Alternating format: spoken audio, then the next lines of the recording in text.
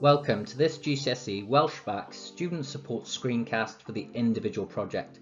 This video focuses on completing your primary research.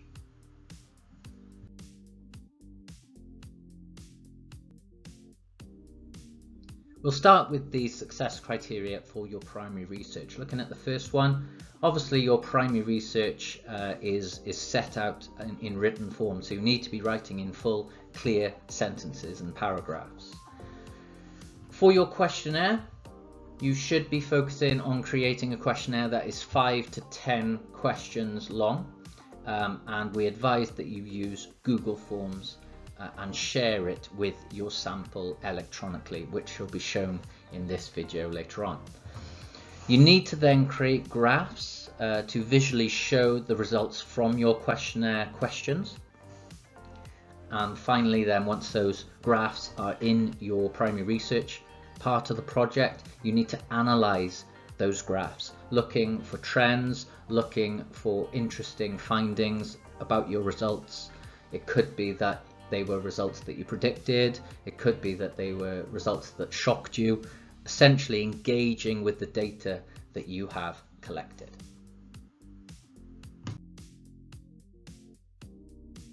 Now, with any word count guidance, it is exactly that, it is guidance.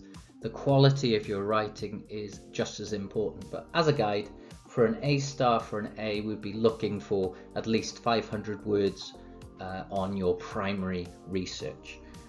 For a B then, you're looking at 400 words, but there's no reason why the B won't be able, or B student would not hit the 500 words guidance. For a C, 300 words, and for a pass, an absolute minimum, you need 150 words for your primary research.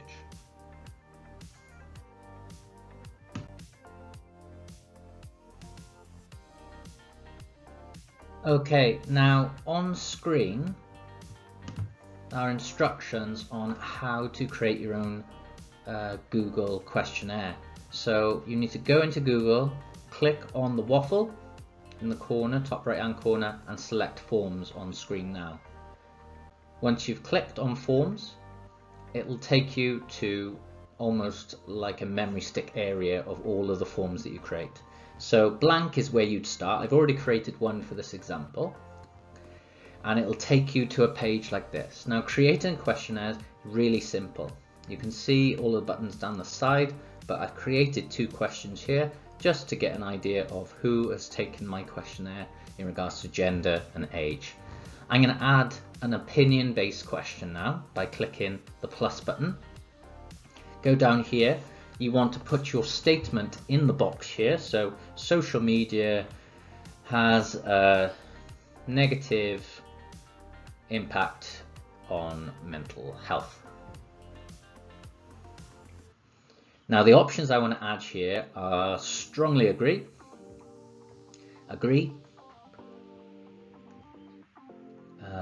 disagree, and strongly disagree, sorry.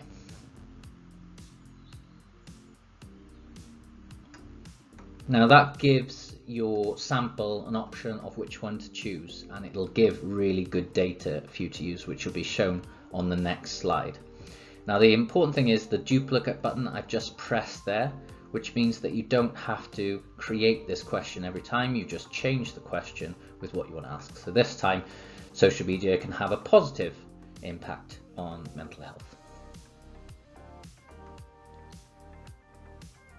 And as you can see, we've got the same options, and we hit the duplicate again, and you can do that as many times as you need to. But we do suggest that you use the opinion scaled answers.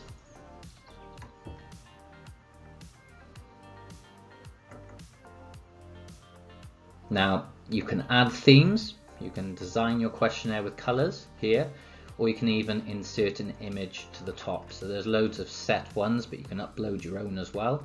So there's lots of options there. I'll just pick, let's have a look here. Yeah, that one there will do. So once you've clicked on it, just click insert and it'll be there for you. Now you can preview Well, it's buffering at the moment, but you can preview what your questionnaire looks like by clicking the eye at the top. Okay, so there's your themes, and then you click the next one, which is your preview. So this is how it will look for your sample when they answer your question. So you can see really easy to follow. Okay, and once you've done that, the way that you share your questionnaire with your sample is by the send button. And there's a couple of options when you're sending, which I will show now. So you've got the obvious one here, which is the link, which gives a direct link. You can use the shortened URL, so it's not so large, and just simply copy that link. Now you can email that link to anyone, you can put it on social media, you can share it via email, like here if you have emails, or when you're in the Google Classroom, you can post it on a classroom for your classmates, your peers and your teachers to answer.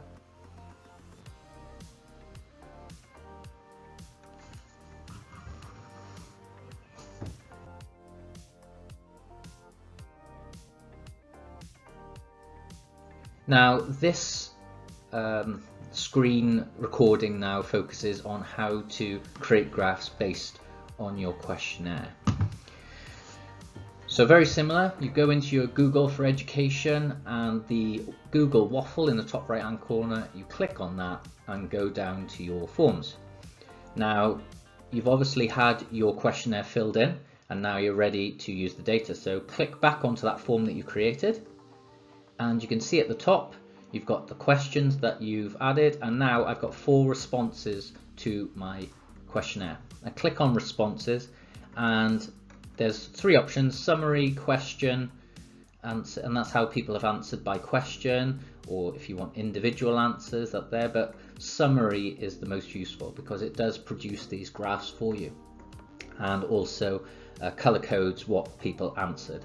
Now you would get much more interesting graphs because only 4 people have taken this questionnaire and you need a minimum of 25, but just for this instance it's just 4. And this button here copies the chart, and all you have to do then is go into the document that you want your graph to be in and paste it in with either Control-V or right-click paste. And you can see you can do that for every single one. You don't have to paste.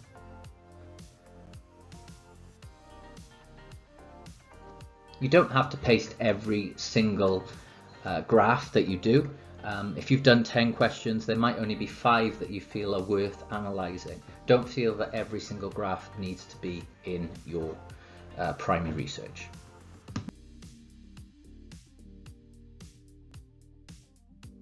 Okay, so when you have got your graphs and you have copied and pasted them into your individual project, the next stage is to analyze what's in the graph. Now, the graph that we've used here is obviously not suitable because there's only been 4 responses. Your graphs will have at least 25, so there'll probably be more to analyze in regards to what people answer, because on this graph, for this example, only 2 answers have been used, and that's strongly agree and agree, but it's still a good way of showing you how to respond. So there are 3 sentence starters that you can use for the analysis of any kind of primary research. So the first one, for this question, my sample answered. So with this sentence, you're just simply stating what you see. The second one, I expected the sample to answer. So then you give your kind of prediction, how you thought they would, and the reason why you thought that was why. And finally then, what this shows is, and this is you stepping away and revealing or concluding what your findings for this question would show. Okay, there's an example there now. For this question, my sample answered 50% agree and 50% strongly agree. I expected the sample to answer like this because in the media it is often reported that social media has a negative impact on mental health. What this shows is that my sample are actively engaged with social media and understand the impact it can have on the mental well-being of its users. Very simple, 3 sentences put together. Now, for your primary research, you're not going to be just doing one question. Okay, we've already said earlier in this video that you need to be using possibly 5 of your graphs. If you've made 10 questions, you don't need to use all 10. You just want to be using the graphs that reveal the most interesting information. Okay, so out of a questionnaire of 10 questions, you might be using 5, it might be 3, depending on the kind of data that you've collected.